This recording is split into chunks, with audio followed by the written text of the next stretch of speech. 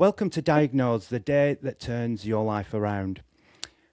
Each episode, we speak to a different person with a different medical condition. We talk about before diagnosis, what was it like for them?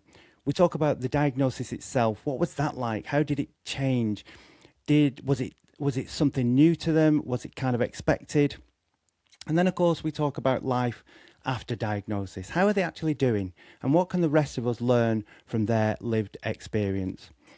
Now, today, I should say a couple of things. First of all, this episode is made possible by UID.me. It's the UK's leading emergency ID service, and I won't say too much about that because it'll sound like I'm advertising. But just suffice to say that in an emergency, a paramedic can get all your information and it can alert your emergency contacts and lots more as well. Anything that you hear in today's podcast is not or should not be constituted as medical advice. If you share any symptoms at all, please, you know the score. You need to see a doctor or a medical consultant, that kind of thing. Now, today we're talking about fibromyalgia. Fibromyalgia is a condition that's often misunderstood, not because it's rare, but because it doesn't always show itself in obvious ways. It's characterised by widespread pain, fatigue, and a range of other symptoms that can literally shift from day to day and around the body. Now, for many people, it's not just the condition itself that's challenging. It's being believed, it's being understood, and learning how to live within limits that aren't always visible to other people. Today's conversation is about that kind of lived experience, what it feels like before there's a name for it, what diagnosis changes, and how life is shaped afterwards. So I'm speaking today, I have the pleasure of speaking to Shawna from Oldham. Hello, Shawna. Hello, Lee. It really feels genuinely like there is just a few hills and a few flocks of sheep between us, Shawna, because you are just the other side of the hills and we're about maybe, I think it's about 20 miles away, isn't it? Yeah, I'm in Oldham. Is it Rosendale, Bury you're in? So it's not that far. Yeah, no, it's not far at all. So it's really nice to see you and speak again. Now, we kind of know each other through UID.me, so that's the link here. So I also wanted to say thank you because I honestly think that because, like I said in the introduction, it's often a misunderstood condition, that anyone that may feel that they are in them early stages of trying to find out what's the matter may come across this and get some really good information. So, and it could be really helpful to them. So a heartfelt thank you to you for sharing your time with us, Shawna. I appreciate it.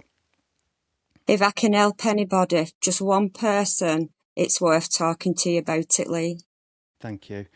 Right, okay, so let's get into the before then, Shawna. So I know that when we spoke, you said that it's been quite a journey to kind of diagnosis, but if we kind of take you before diagnosis, what was kind of happening in those really early days? Was it a gradual onset or was it like a sudden overnight thing? You tell me. It was about 6 years ago. I was working at an animal rehoming centre and I had a fall. My blood pressure had dropped and I had a fall. Badly cut my face. And then it was just before the lockdown. So a lot of us got furloughed first, and then I got made redundant, and then the centre closed. And it started off in my hands. I started off where I was getting pins and needles and numbness in my hands, and then in my feet, and I was getting them in the top of my spine, sort of like pins and needles and numbness. And then it started like a burning pain in my spine. So I went to the doctors and they sent me for a DEXA scan on my spine. A DEXA scan? Yeah, it's a scan of the bone Right. to see if there was anything wrong, with my spine. Which came back as like normal wear and tear. I had blood tests. They couldn't find nothing in my blood tests. I started getting headaches. And then I started getting swelling of the knees. And then it gradually over the years started like all the bones in my body. It felt like the pain was going right through my body, through my bones. So I thought I had something wrong with the inside of my bones because that's how it felt. I was going to say, did you initially kind of think it was related to that fall? I'll be totally honest with you. I thought I had bone cancer or something because Mm. that's how much pain I was in. And it weren't just it weren't the same pain all the time. Sometimes it was an ache. Sometimes it was burning pain, shooting pains. It was all different. And it was like when I'd get up in the morning, when I got up, I couldn't walk. I was stiff, so stiff, and I couldn't walk. I was walking like a robot. And it used to take about 2 hours, for me to be able to walk properly. But I could still feel all the bones in my feet when I walked. Every time I put my foot on the floor, the pain would shoot up in my feet. I kept going back to the doctors and they put me on to pain medication, When pension, when and when you went when you went to the doctors, what did you feel like understood, or did you feel like the dismissed, like kind of thing? Because speaking to other people who live with fibromyalgia, some of them, not all of them, but and it probably depends on the doctor, but some of them feel like they're just not not being listened to. That it's the things that they're saying are being dismissed. It's not taken seriously. These are the kind of common things that I've heard. I used to come out to the doctors feeling like they thought it were all in my head, Right, and they just kept right. saying take more medication. I didn't feel listened to. I kept getting sent for tests that came back negative. Um, and this went on for 6 years, all this.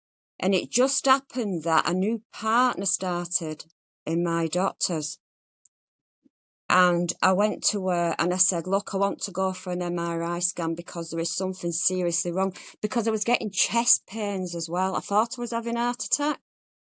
It, over the 6 year and incontinence, where now I can't hold my bladder. And I went to her in despair and I said to her, look, I want an MRI scan. There is something seriously wrong with me.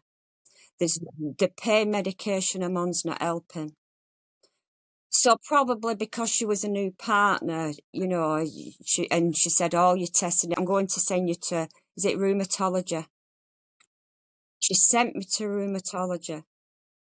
And when I went in and he examined me, because you have pressure points. And when he pressed all the pressure points, I nearly shot through the roof. Did you? And after a good talk with him about all the symptoms, medication I was on, and these pressure points, he says to me, have you ever heard of fibromyalgia? I said, no, because I hadn't. Right. I've never ever heard of it. And he says, well, this is what, I think you've got, and I'm going to write a letter to your doctors. So I said, right, okay. So I'd got then the diagnosis, So that was 6 years of going through pain yeah, in all parts of the body, different, maybe every day, different types of pain. And you was about to tell me, I actually interrupted, but you was about to tell me some of the kind of medications that you've been on. You said pentagabalin, did you? Penton. Gabapentin, yeah, sorry. I was on Yeah, gabapentin, I still am, gabapentin 3 times a day, right. and a tricholine at night, Yeah, because the worst pain is in the morning when I get up. yeah, Or taking it at night is supposed to help overnight, but it doesn't. I wake up between 3 and 4 in the morning in terrible pain, cramp in the back of my legs, my knees, my bones ache.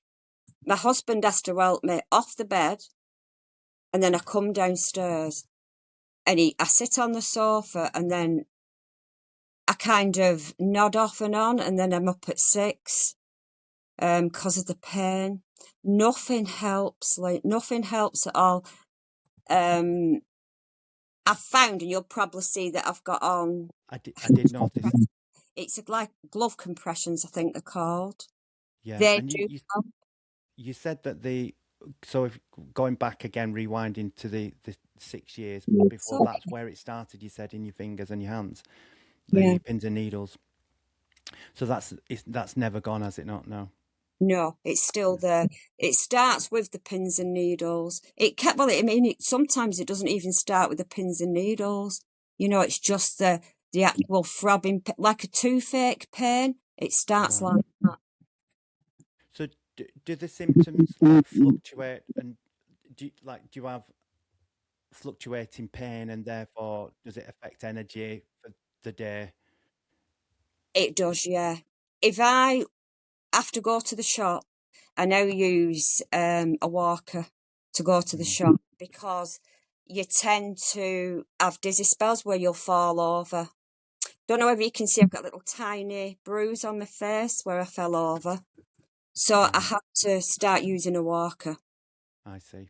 But if I go up to the shops and come back, I'm absolutely exhausted. To like as though I've run, 100 miles or something.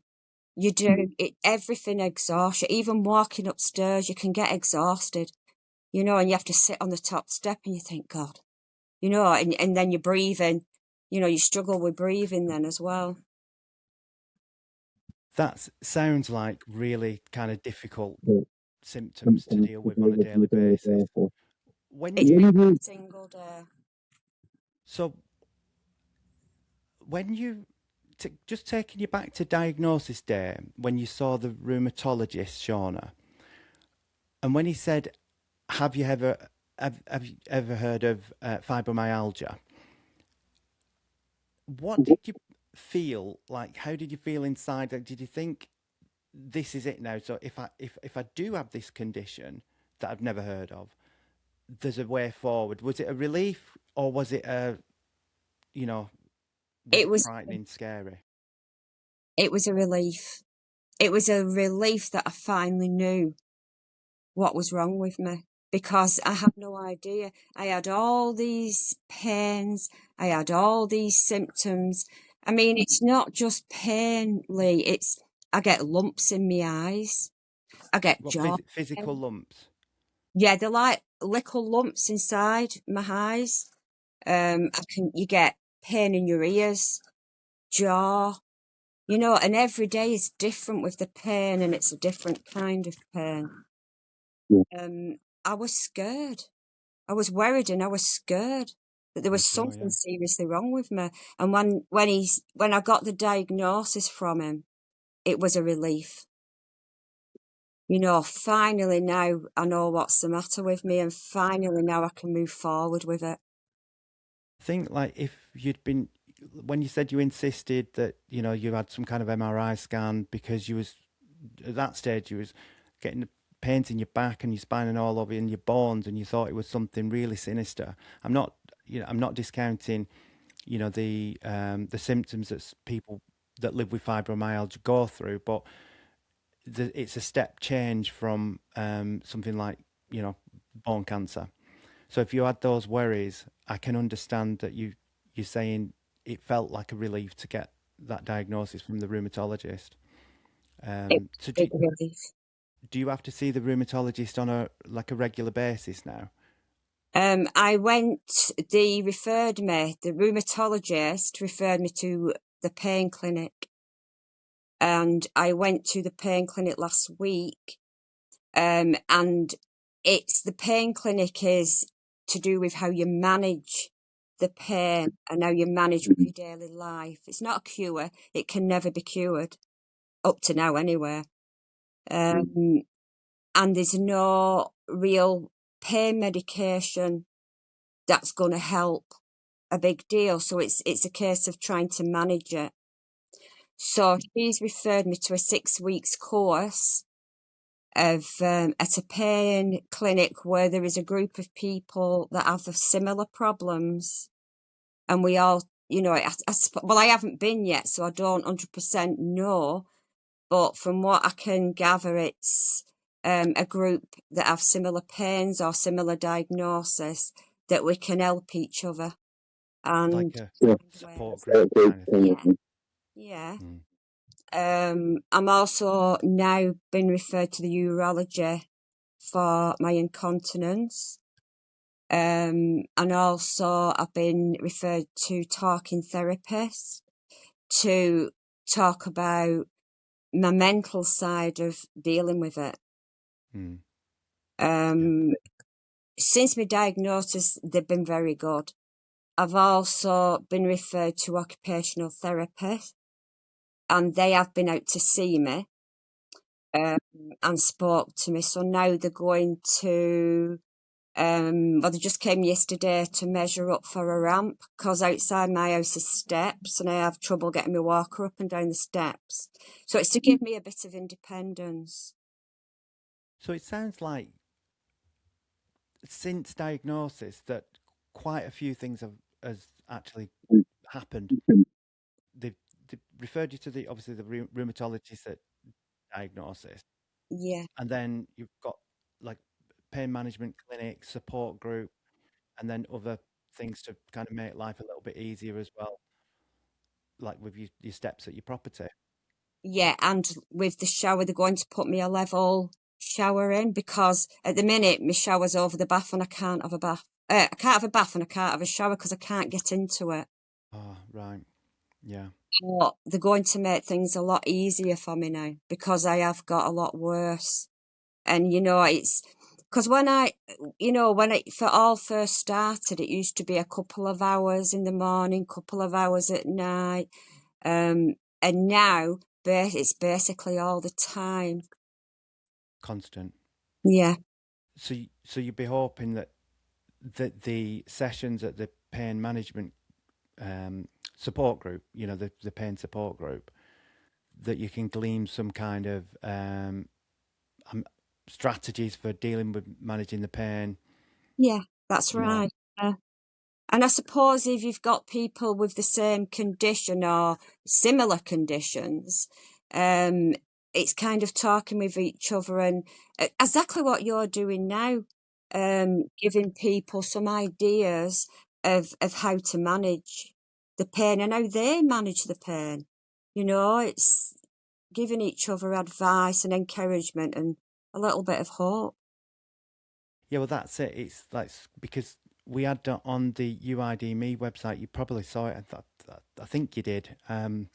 But it was like just asking people to share tips, and honestly, like the response was brilliant. But some of the responses were super good.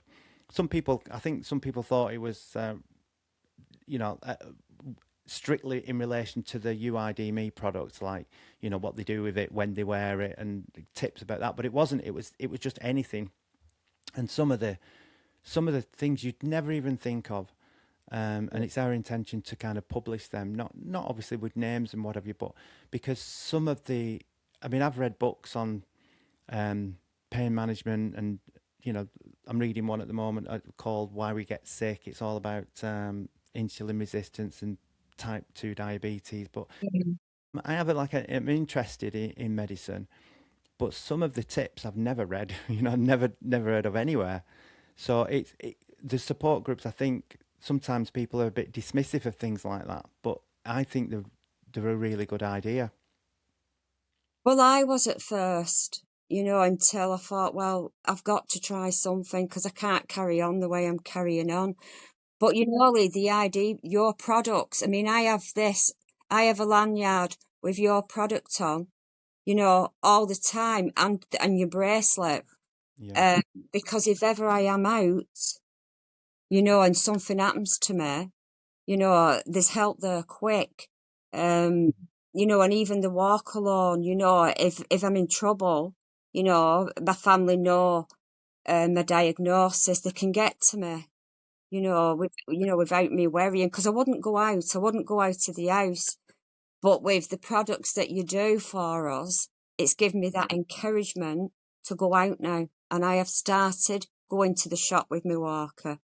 You Yeah. know, it might take me some time to do it, but I'm confident enough to know that if I have a fall, I'm safe. That's really good. That I mean, and that's again not kind of wishing to advertise, use this as a platform to advertise your IDME. Although I've got it on my my t-shirt, but confidence is on the Google reviews. It's a word that just you can filter it by words, and it's a word that comes up a lot. You know, and that's to say it started with one person in 2014 on the database, which is actually my daughter. Yeah. Um, you know, it's really nice to read that. In fact, that kind of leads me into the next question, which was all about like, so how long is it now since you, and I know you mentioned the 6 years, Shawna, but how long is it since diagnosis then, I was approximately? diagnosed November last year. All right, so that's really recent then, So isn't it's it? pretty recent, yeah. It's Okay. recent. And then I've got, because of the diagnosis, now I've got all this help. And it's from November to now, it's quite short, isn't it? Yeah, Where I definitely. had Yeah. no help at all before the diagnosis. You just had to muddle through on pain, trying your best with different painkillers that they might have switched from time to time, and That's right. constantly phoning the GP surgery. Yeah, that's right, yeah. Mm. That's why it So was such a relief. yeah, yeah, I'll bet. So how how does, if at all, fibromyalgia for you anyway? Does it is it relationship affecting like with um you know, like you say, you're getting, you can get out and get down the shops, you've got the confidence to get down the shops, because I guess if you'd have been, you know, for eternity now, sat in all day and not having that kind of contact, I just wonder how if it can affect relationships, and because you mentioned mentally as well, it must, that kind of level of pain constantly throughout the day must affect anyone like mentally. So with the support groups, are you feeling confident enough to get into that? You're looking forward to that interaction. I'm a little bit nervous about going, um, but it's kind of a mixture of, yeah, I'll be speaking to people now because I was isolated. You can't go and it takes over your life. You know, you can't go anywhere, you can't do things, you know, you're worried. It also affects your memory. I've been pretty good actually today, but a lot of the times when you're talking or you're telling a story, like my the only social action, the only social thing I had was telephone. My daughter phoned me, or my friend phoned me, and I'd be talking to, and then I'd suddenly stop and I'd kind of go, "Why was I telling you this?" Or I'd forget simple words, and they'd have to carry the story on. You know, they'd have to tell me what the word were. Yeah, Well, I mean that still does happen. Um, So it just, and then you stop talking to people because you're frightened that you're going to forget what you're saying or you're going to forget what you were talking about. yeah. There is a link. I'm sure I've read it somewhere that you know, with pain, um, there is a link with like you know, like memory and recalling what you were going to say in one thing or another, because it obviously it becomes the forefront of your mind, doesn't it? When you're experiencing like that chronic pain, it's daily. You know, you kind of wake up expecting it, so it's there's a link there with the memory, I'm sure. Yeah, Yeah. there is. Um, is everything so predictable? Like you say that that when the fibromyalgia originally started, it might have been at two different points in the day, or maybe a few different points in the day, and now it seems more constant, Shauna. Yeah. But is it? How do you deal with unpredictabilities? You know, like if there's something, if there's a new pain, do you kind of like roll your eyes now and say, "Oh, it's that fibromyalgia again. It must be," or did the diagnosis give a certain peace of mind that no, you can compartmentalize that now. You you're pretty sure that it falls under that umbrella of the fibromyalgia. Yeah, that's the way. When I get a new pain now, that is exactly, how I think about it now. It's a fibromyalgia. Where before I had the diagnosis, it was, oh my God, what's up with me now? Why have I got this? Yeah. Why have I got that? I think I'm having a heart attack. Oh, I can't breathe. Where now it's kind of, I just, I sit down and I think, right, I can do this. I can get through this. I can do this. But then it's exhausting because after you're thinking all that, you're exhausted. It just exhausts you. So, it's hard to live with. And all those people that do have it will tell you the same. It's very difficult to live with it. But you get round it. You have to work round it. With That what you do socially and mentally. that can't be easy, like because it's a constant pain, because it's like 24/7. Do you like the expectations of yourself? If you can cast your mind back to probably about 6.5 years ago, it would have been now, just before that fall, just before when you said you was working. Did you say at the pet rehabilitation rehoming? Yeah, it was the RSPCA rehoming. Right. So, do you have any kind of desires to maybe go back into something like that, or do you think that would ever be a possibility? I won't be able to do that kind of work now, no. No. I won't, no. Because there is a lot of cleaning involved with the animals, a lot of feeding, a lot of medication. Yeah. It's not just the fact that you're finding homes for animals, you've got to look after them as well. And I won't be able to do that now.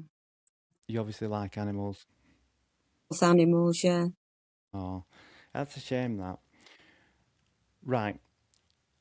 I'm going to ask you a question that I've asked each of the guests that I've had on so far, and that is, what do you wish people understood about fibromyalgia, Shawna? Well, that is a really good question, Lee. Really good question. It's a really hard question as well. Because when they look at you, it's like a hidden disability. Absolutely. They don't understand what you're going through inside or what's going on in your head, and they don't understand the pain. They just look at you and they go, I just wish they'd understand that some people with hidden disabilities, just give them a little bit of space, a little bit of, just be patient. Yeah, just be Be patient with them because, when I've gone to the shop and, and I've got my walker, and I'm trying to get through an aisle, say, they're pushing past you in because they don't look. I must just look like an old woman with a walker to them, but they don't see all that pain, how much it's took to go into that shop. Yeah, the effort that it's took to actually A get bit out of of the house. bit of empathy and a bit of patience. Yeah. A lot of people don't have that. Well, I think you're absolutely right. We're living in 21st century, and it just seems to be speeding up beyond imagination now, doesn't it? Yeah, And with that, there's I live on a main road, and I was talking to a neighbour yesterday, and we were talking about the speed of the cars. It's a 30-mile-an-hour limit, yeah, and it kind of it's a road in between Rottenstall, and then on the other side of the hill is a little town called Haslingden, yeah, and it is a 30, albeit it kind of it opens up and then there's no houses after a while, and they absolutely some people floor it, and you think like the speed they must be doing like 70 or 80 miles an hour. It's like crackers, yeah. We have that here as well. so dangerous, and I think that's just an indication of how impatient people can be now. Just Everybody's whenever. rushing to get home or get to work. It's all rush, rush, rush. Isn't it? 'Cause people's lives are so busy.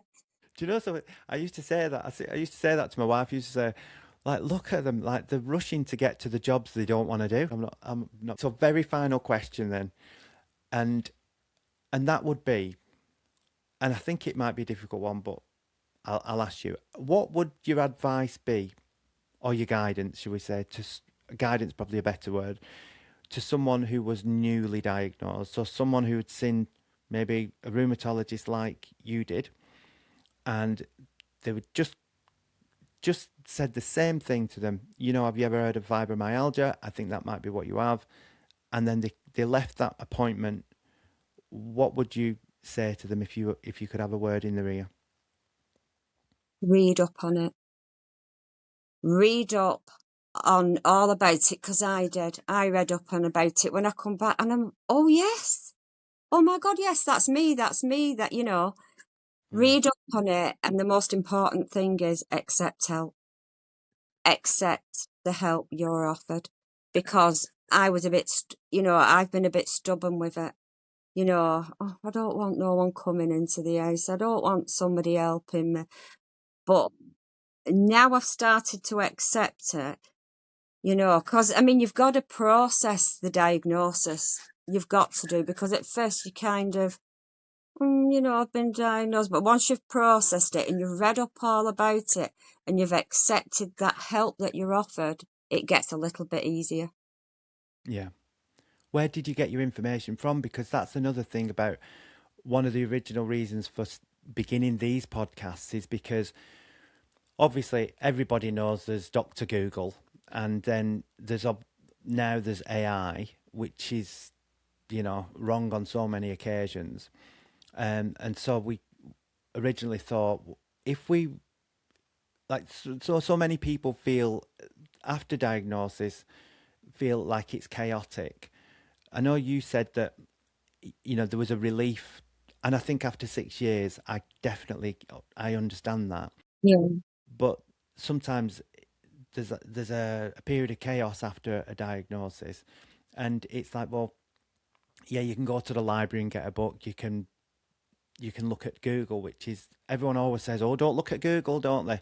And AI is the same. It's really scary when you start punching things into ChatGPT about a medical condition. It comes back with all sorts. It doesn't know you. It will just tell you anything and everything about it, which can be frightening to some people. So that's what I was interested to. Was there a book, or did you go on the NHS website's good, isn't it? So I wondered where you got your information from. When he diagnosed me, when I went to rheumatology and he diagnosed me, he didn't just diagnose me and I went out the door. He gave me a leaflet to read. Mm. And I was sent a couple of weeks after a load of information about it from them as well. So I could read the leaflet. And then when they sent the report to the doctors, they sent it to me as well. Which, because when you leave that rheumatology with that diagnosis, you forget everything that's said. Your brain just Yeah. goes, it's, what did he say? Hang on a minute. What? But they send it you all, everything that's gone on there. They do send you all this information. And yeah, you can go on to Google. Chat GP and all that, I don't agree with, because, gosh, it tells you a load of stuff that I thought, what's it going on about that, But talking to other people that have the same condition is the best one. Talk to people that have it, because when you talk together, I've now gone into, don't know whether I should say it or not, I've gone into a Facebook group where where everybody has fibromyalgia, and they all talk to each other on it, and they all say, oh, did you get this with fibromyalgia? Oh God, yeah, I've got that, yeah, too. So That's that's really helpful, that, because that this new symptom, other people have it too, and you're not on your own. That's fantastic. So that's one of the benefits of social media, isn't it? Yeah, Definitely. that's one of the benefits, yeah. there's a community around it. And I suppose if there's any, I know that pretty much every medical condition will have a website, won't they? And they're often run by really well-meaning people. They start up a charity and they put good information on it. I think what some of them websites are missing are conversations like we're having today, where you get to speak to someone who's lived it, who's breathed it, like they've done the number of years before diagnosis, like you, Shawna, and then and they've got rich, wholesome information, to share. So Facebook groups sounds like a really positive move. That. Yeah, I saw one this morning that I'd not known. A lady had put on, has anybody got sinus trouble? All my sinuses are blocked. Is that part? And I thought, oh my God, yeah, that's me. I do have sinus. And I thought that was hay fever. Yeah, of So that's course, an yeah. example that I found this morning that your sinuses get blocked as well. Right. Other people have that too. So that was a relief.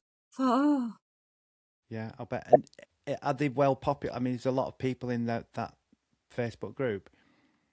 There's quite a few in it, yeah. I've I read, mean, if there's a lot of response from people, you can probably say there's probably a lot of people in the group then, yeah, because you know, sometimes you go on these on social media channels and there's not much response, and you realise there's half a dozen or a dozen people in the whole group. So if there's a lot of interaction, it's generally an indication, isn't it, that it's yeah. well put. There is a lot in it, and that surprised me how many people did have fibromyalgia. I thought, good grief, I'd never heard of it, and there's all these people that have been Mm. diagnosed with it. Yeah, it would be interesting actually to get some numbers on it. I might do that and put it in the in the description below the podcast. Just put some facts Yeah, on it, and I'll probably get that from the fibromyalgia website, because no one's going to know better than them how many people are in the UK that have it. Um, Listen, Shawna, thank you so much for sharing your experience so openly. I really, really appreciate it, and thanks for having me, Emily. for like taking the time out. Uh, it's really appreciated. It could be really helpful to someone. Um, so thank you, Shawna. Thank you too. I will leave you to go and enjoy. If you could sit in the garden with your cup of tea that's gone cold, probably now. I didn't notice you take a sip. I've had a couple of sips of mine, so you perhaps you could stick it in the microwave and go and enjoy it in the garden or something. I'll just make a new one.